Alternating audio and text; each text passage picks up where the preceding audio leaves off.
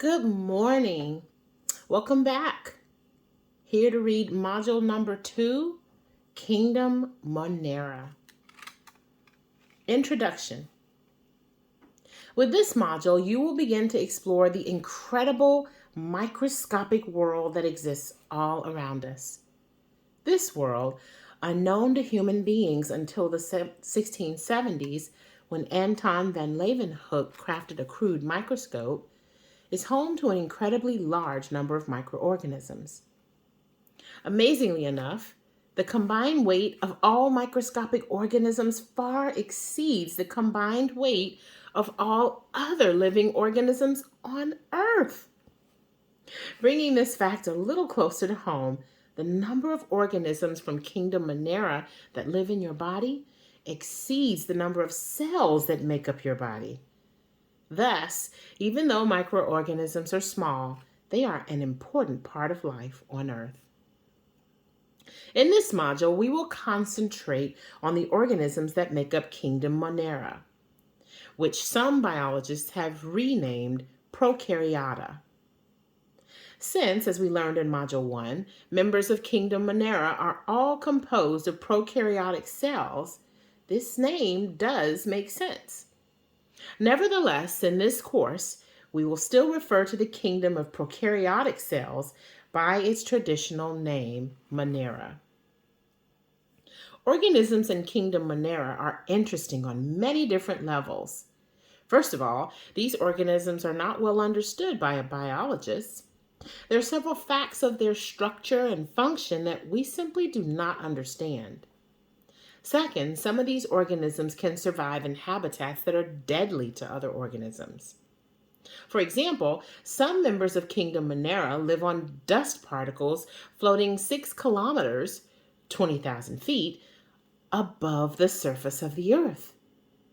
Others thrive and multiply in temperatures that are too extreme for any other organism, and some survive in the presence of radiation that would kill most other organisms. In fact, microbiologists have found certain organisms from Kingdom Monera living in the water core of a nuclear reactor. Clearly, these interesting organisms are worth studying. Bacteria.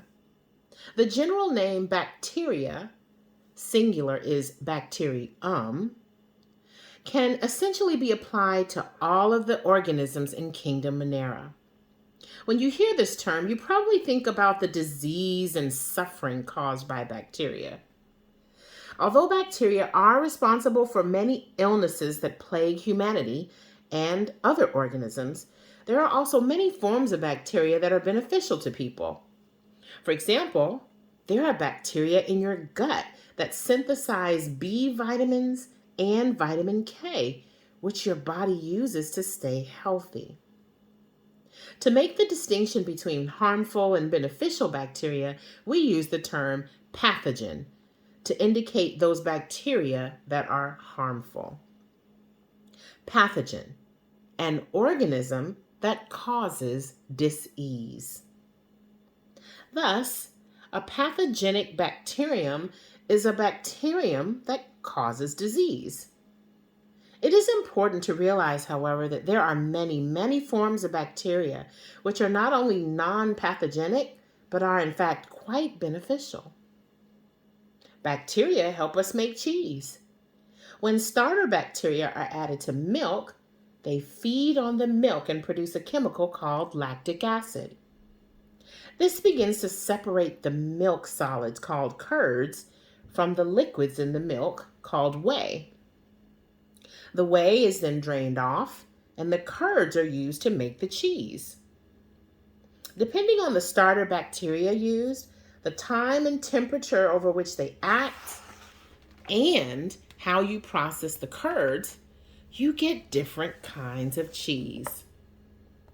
Bacteria from species Lactococcus, lactis, for example, can produce cheeses like Colby or cheddar, depending on the time and temperature over which they act. If you change the starter species to Lactobacillus helveticus, You can make cheeses like mozzarella and provolone. Bacteria not only help us make food, but they also help make the earth hospitable to life. Cyanobacteria, for example, use photosynthesis to make their own food, and that gives us oxygen to breathe. In addition, many bacteria are decomposers, performing the necessary job of recycling chemicals from dead organisms so that the living organisms can use them. Since bacteria belong to kingdom Monera, they are prokaryotic. Their cells have no distinct membrane-bounded organelles. Nevertheless, the cell of a bacterium does have a few recognizable components. A sketch of a typical bacterium is given in the figure below. The word typical is in quotes because bacteria are so diverse that no sketch could be made which represents all bacteria. Thus, as you read through this discussion, you'll find a lot of exceptions to this typical bacterium. Nevertheless, it is worthwhile to try to develop some general characteristics for bacteria. So we will discuss this figure in depth. Some bacteria have a capsule that surrounds the cell wall. This capsule is composed of an organized layer of sticky sugars that help the bacteria adhere to surfaces. For example, the bacteria that cause tooth decay are able to cling to teeth using their sticky capsules. The capsule usually does more than just that, however. In general, the capsule is the bacterium's protective layer, which tends to deter infection-fighting agents. When a pathogenic bacterium enters an organism, that organism has an infection-fighting mechanism which activates. The capsule of the pathogenic bacterium, however, can offer a significant amount of protection from the agents of this infection-fighting mechanism. Most bacteria also have a cell wall. As you will learn later, the absence or presence of a cell wall, as well as the composition of the cell wall, if it exists, are used to classify bacteria. The cell wall holds the contents of the bacterium together, regulates the amount of water that a bacterium can absorb, and holds the cell into one of three basic shapes, as illustrated in figure 2.2 on the next page. These images are made with a scanning electron microscope, which is much more powerful than the microscope that you're using in this course. Also, since an electron microscope uses electron beams instead of light, the images that it produces do not have any color. The colors you see in the images above have been added after the image was acquired and do not reflect reality. They are simply there for contrast. As a result, images like these are sometimes called false color images. Underneath the bacterium's cell wall is the plasma membrane. As we will learn in module number 6, this membrane is made up of certain chemicals called phospholipids and other chemicals called proteins. These chemicals regulate what the bacterium takes in from the outside world. This is truly a remarkable piece of chemical engineering. The plasma membrane protects the interior of the cell by sensing the nature of the chemicals in the surroundings and then determining whether or not they can enter the cell. In some cases, if the cell needs the chemicals, the plasma membrane will actually force the chemicals into the cell, whether they want to come in or not. Inside the plasma membrane, we find a semi-fluid substance known as cytoplasm. Cytoplasm exists throughout the interior of the cell, supporting the DNA and the ribosomes. As we already learned, DNA holds all of the information required to make this mass of chemicals a living entity. Ribosomes, on the other hand, are chemical factories. They make special chemicals known as proteins, which we will take an in-depth look at when we reach module number 5. Positioned throughout the cytoplasm are thousands and thousands of different types of chemicals which aid these parts of the cell in their tasks. Outside of the cell wall and capsule, many bacteria, but not all, have fibrous bristles called fimbriae. Singular is fimbria. Although these might look like legs or paddles, they are not used to move the bacterium about. Instead, fimbriae are typically used for grasping. Either they grasp surfaces to help the bacteria adhere to them as an aid to the sticky capsule, or they grasp other bacteria as a part of reproduction. If they are used in reproduction, they are called sex pili. Locomotion, moving the bacterium from one place to another, is accomplished with the flagellum, the plural of which is flagella. Not all bacteria have flagella, and some have more than one. If a bacterium does not possess a flagellum, it is not capable of locomotion. The motion of substances in its surroundings might push it back and forth, but it is unable to move towards a goal. Now, when you look at this flagellum, it looks a lot like a tail. Thus, you might think that the bacterium moves by swishing the flagellum back and forth. That is not correct, however. The flagellum is much more efficient than that. The flagellum is truly a remarkable feat of engineering. It is composed of 3 parts: the filament, the hook, and the basal body. The filament, which is all you see in figure 2.1, attaches to the hook, a small tube shaped like an L. The hook slides onto a rod that sticks through the cell wall. This rod and all of the structures that attach it to the cell wall make up the basal body. The rod and hook fit together so smoothly that the hook can actually spin around the rod in circles.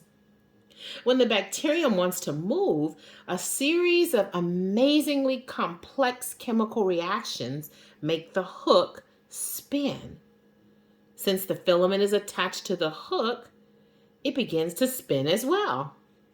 In other words, the bacterium has its own outboard motor that it uses to get from one point to another. Although a discussion of the details behind the bacterium's outboard motor is beyond the scope of this course, I want to give you an idea of just how complex it is. First, we do not really know how it works. Several models have been proposed to explain the workings of the bacterial flagellum, but none of them is completely consistent with the facts that we know. Second, what we do know is that the bacterial flagellum system is incredibly complex. Consider the words of one noted biochemist. Quote, "As biochemists have begun to examine apparently simple structures like flagella, they have discovered staggering complexity with dozens, if not hundreds, of precisely tailored parts." End quote. Michael J. Behe, Darwin's Black Box, New York, New York, Simon & Schuster, 1996, page 73. If you'd like to learn more about the marvelous design of the bacterial flagellum, you will find some articles about it on the course website, which we mentioned in the student notes section at the beginning of this book. Now, before we go any further, we want you to go back and take a look at the length marked off in figure 2.1. Basically, the figure indicates that 1 UM is about half the length of a bacterium.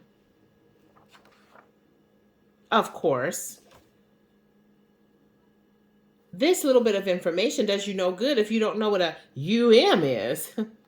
The symbol UM stands for micrometer, a metric length measurement. If you aren't familiar with the metric system, you will get a thorough introduction to it when you reach chemistry. For right now, you just need to know that a meter is about 3 feet in length, and a micrometer is 1/1,000,000th of that size. Thus, bacteria are really small. In fact, to give you an idea of exactly how small bacteria are, 1,000 of them would fit in the dot of this eye. Now that's small. Let all of this information sink in for just a moment. In the last couple of pages, we've discussed some pretty complicated stuff. Bacteria have capsules that protect the cell, and along with the help of fimbriae, allow it to attach to surfaces. They have a cell wall that keeps the shape of the bacterium. Inside the cell wall, there is a plasma membrane that regulates the passage of substances in and out of the cytoplasm. They have DNA, which stores all of the information needed for the cell to be alive. And they have the ability to copy this DNA in a mere 20 minutes. They also have ribosomes, which can produce complicated chemicals called proteins. Finally, they have an incredibly advanced system of locomotion, which in fact strongly resembles the design of an outboard motor. All of these things are contained in a cell that is barely 2 micrometers long. Now, here's the really amazing part. Bacteria represent the simplest form of life on Earth. Think about it. This tiny, complex organism is as simple as life gets. Are you beginning to see why the whole idea of spontaneous generation is so absurd? Whether we're talking about mice forming from sweaty shirts and grain, or a simple life form being generated by random chemical reactions, life is just too complicated to form itself spontaneously. Even the simplest life form has obviously been designed by an incredibly intelligent designer. Think about it this way. It took human beings nearly 3,000 years of scientific inquiry to develop the technology that could make a motorized propeller that moves a boat. The simplest life form on the planet has a much more efficiently designed propeller as a part of its standard equipment. Clearly, life is the result of design. To believers, of course, this is rather obvious. Since God is all-powerful and all-knowing, it only makes sense that he could design and create some incredibly complicated life forms. What is really amazing is that scientists can study these life forms all of their lives and not reach such an obvious conclusion. The eating habits of bacteria. As we already mentioned, there's really no such thing as a typical bacterium. From a cellular point of view, Kingdom Monera is probably the most diverse kingdom in creation. This is best illustrated by the diversity of eating habits among bacteria. Remember from module number 1 that all life must have a means of converting energy from its surroundings into energy that will sustain the processes necessary for life. Some organisms do this by producing their own food. We call them producers. Some do it by eating other organisms. We call them consumers. And some do it by decomposing dead organisms. We call them decomposers. It turns out that there are producers, consumers, and decomposers in kingdom Monera. Most bacteria are decomposers.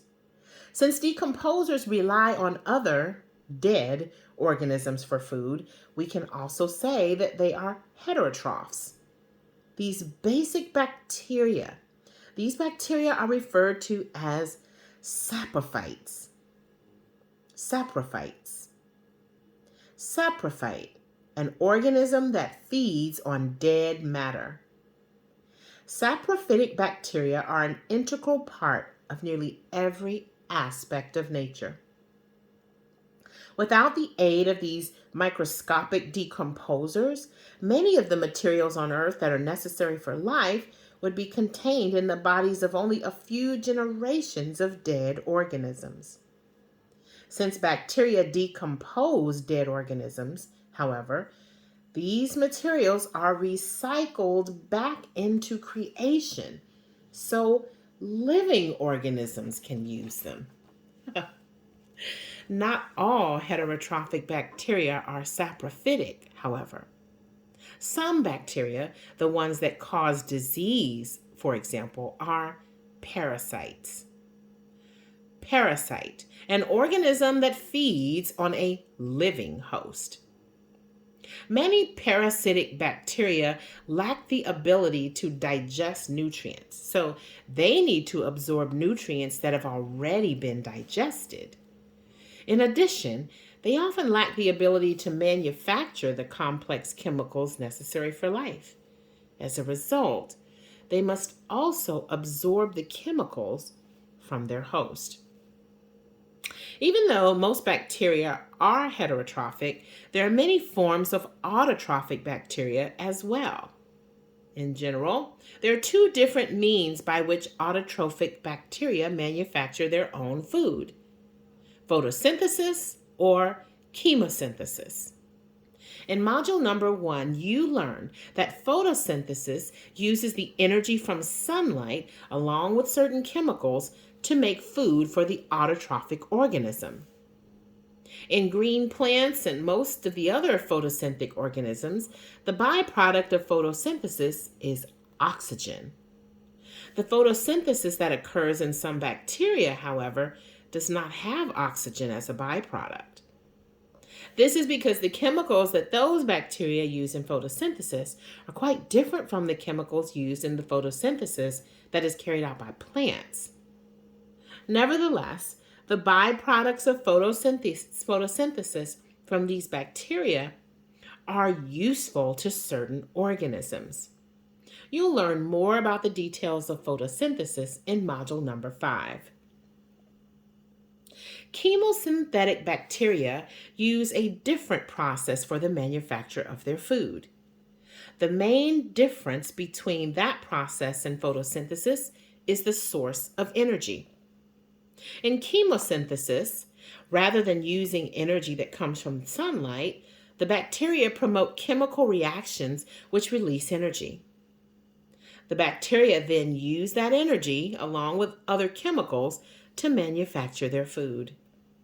Usually, the chemical reactions that provide energy to chemosynthetic bacteria also convert chemicals that living organisms can't use into chemicals that certain living organisms can use. Thus, even though there are only a few types of chemosynthetic bacteria, they perform an essential function for many living organisms. Of course, once a bacterium or any living organism has food, there must be some process by which it can then convert that food into energy to be used to support life. In human beings, for example, we break down our food into small molecules that our bodies can absorb. That's called digestion.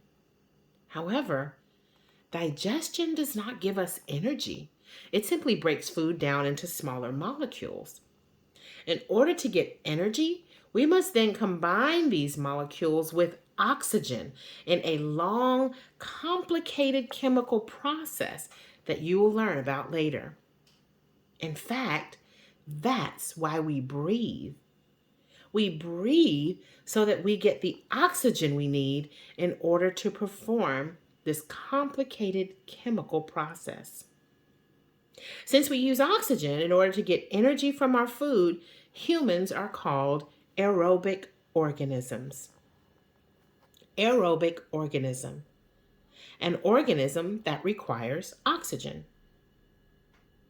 Most of the living things with which you are familiar are aerobic organisms.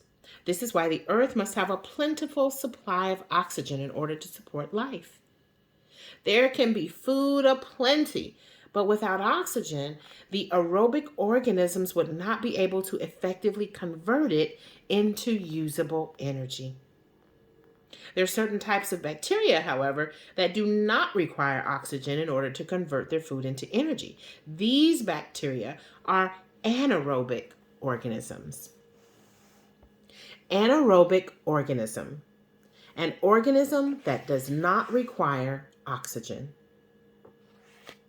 Typically, they live in areas that are barren of oxygen, such as deep underground or in the muck at the bottom of a swamp. These bacteria are essential to life because they either decompose dead organisms or convert useless chemicals into chemicals that can be used by other life forms. So even though anaerobic organisms are probably unfamiliar to you, they are another essential part of the system that the Creator designed to support life.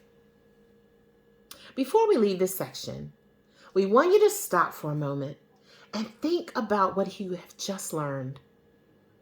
Bacteria have many different ways of getting their food, but they all, in some way, promote life on Earth. Without the saprophytic bacteria, the chemicals necessary for life would not be recycled from dead organisms to live ones. As a result, in just a few generations, it would be impossible for life to exist on the planet. Photosynthetic, autotrophic bacteria, on the other hand, produce certain useful chemicals that no other process on Earth can produce. In addition, chemosynthetic, autotrophic bacteria are adept at converting chemicals that are useless to living organisms into substances which are essential for life. Even pathogenic bacteria have a role in supporting life. Often, a group of organisms get too large and could destroy the balance of nature. Typically, a disease caused by pathogenic bacteria will kill off a large number of the organisms, making sure that the balance of nature remains intact. Now, if you think about it, these kinds of processes need to occur everywhere on Earth. For example, when organisms die in a swamp, they might sink to the bottom of the swamp and slowly be engulfed by the muck at the bottom. If there were no decomposing bacteria in that muck, the chemicals in that dead organisms would never be recycled back into creation. Because certain bacteria can be anaerobic, even though there is no oxygen down there, there are bacteria that will decompose the dead organism. Thus, the diverse food gathering processes present in bacteria and the fact that some bacteria do not require oxygen assure that there are bacteria everywhere doing their jobs. Isn't that amazing? Bacteria are needed everywhere to do many different jobs in order to make sure that life can continue on Earth. As a result, bacteria have many different means by which they get their food, and some don't even need oxygen in order to live. This ensures that they can be everywhere they are needed. Can you think of a more well-designed system for the support of life? Suppose a team of brilliant scientists spent their careers trying to devise a system that recycles the materials necessary for life, manufactures the chemicals essential for life, and assists other life forms in digestion. Do you think that they could come up with a plan this elegant and this well designed? Of course not. Indeed, a team of scientists tried to design and build a self-contained system for supporting life. It was called Biosphere 2, and it was supposed to be a microcosm of life on Earth. It contained a variety of animals and plants and was designed to be completely self-supporting. The scientists thought they had it all worked out.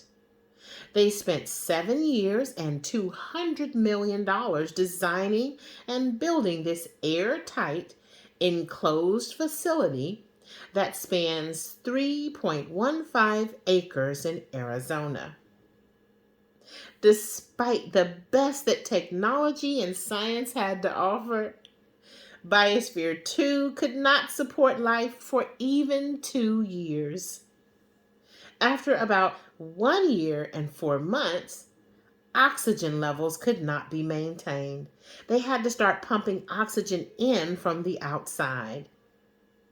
Many of the animal species that had been put in Biosphere 2 became extinct, while the population of others boomed. In the end, Biosphere 2 was a failure. At least part of the reason behind this failure is that the scientists who designed Biosphere 2 did not take into account the incredibly valuable role that bacteria and other microscopic organisms play in creation. Since these microorganisms were not present in the right amounts, Biosphere 2 could not maintain itself. Of course, none of this should be surprising to anyone. The planet Earth is an intricate web of hundreds of millions of processes that work together to support life. The best talent and technology that humans have could not possibly mimic what the Earth does naturally. Why? The answer is very simple. An omniscient, omnipotent God designed the Earth. He could foresee all of life's needs, even the tiny bacteria needed to support it. Limited human beings, on the other hand, just do not have the ability to design and create what God has designed and created, even on a very small scale. Biosphere 2 was a failure, and it stands in stark contrast to the grandeur and elegance of God's creation. That's the end of part 1. See you soon for part 2.